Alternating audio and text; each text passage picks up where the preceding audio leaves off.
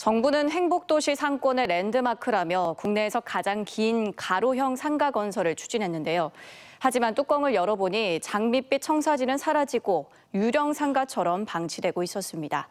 코로나19도 한 원인이지만 이렇게 된 데는 더 큰 이유들이 있었는데 오늘 픽업 뉴스에서 강진원 기자가 집중 취재했습니다. 세종 행복도시 어바나트리움은 계획 당시부터 지역 경제의 상징이자 미래였습니다. 5개 블록을 보행로로 연결하는 국내 최장 1.4km 가로형 상가에다 각 블록마다 상업과 문화가 어우러진 특화된 콘셉트를 계획하면서 세종의 명동으로 주목받았습니다. 와서 일도 보고 쇼핑도 하고 또 여기 뭐 네트워크라든가 어떤 머물 수 있는 도시로 그 기능을 거기다 다 넣습니다. 하지만 완공된 지 1년 반이 지난 현재 장밋빛 청사진 대신 빈 점포 행렬만 남았습니다.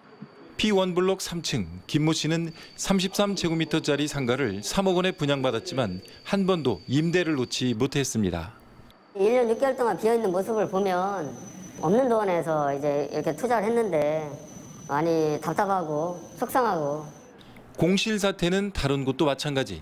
3.3제곱미터에 1억 원 넘게 분양한 1층 역시 임대 광고들만 나붙었습니다.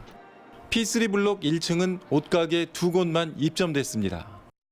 P1이 442개 호실 가운데 155개 호실만이 입점해 35.1%, P2블록은 56.4%, P3는 9.9%, 착공이 늦었던 P4를 제외하고는 모두 참담합니다. 이젠 코로나19까지 겹쳐 사정은 더 막막합니다. 세종 상권의 핵심인 어바나트리움이 이 정도 사태까지 된 데는 코로나19 영향도 있지만 분양 당시 업체들이 제시했던 특화 개발 약속이 지켜지지 않은 데 가장 큰 원인이 있는 것으로 계약자들은 보고 있습니다. LH가 토지를 공급하며 내놓은 공모 지침서입니다. 신개념 재래시장, 미디어 문화 등의 특화 방안을 제시했고 업체들은 이를 반영하는 제안서로 계약을 따냈습니다. 하지만 약속은 지켜지지 않았습니다. P2블록의 주 콘셉트는 신개념 재래시장. 하지만 현대식 점포인 하나로마트가 들어왔습니다.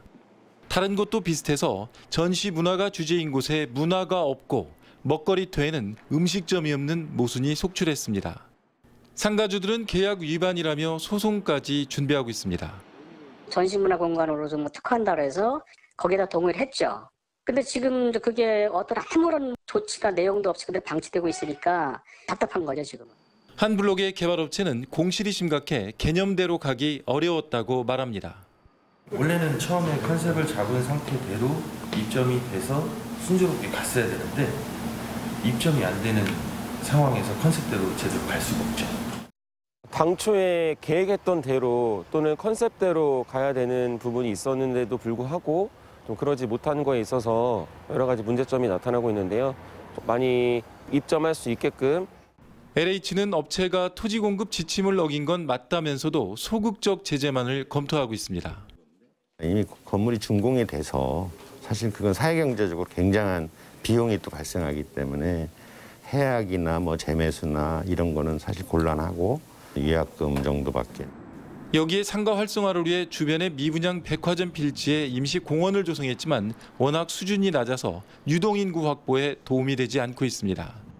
하지만 행복도시건설청은 관련 연구 용역을 2차례 진행하고도 아직 답을 찾지 못하고 있는 상태. 그 사이 세종 랜드마크는 유령 상가로 전락하고 있습니다. TJB 강진원입니다.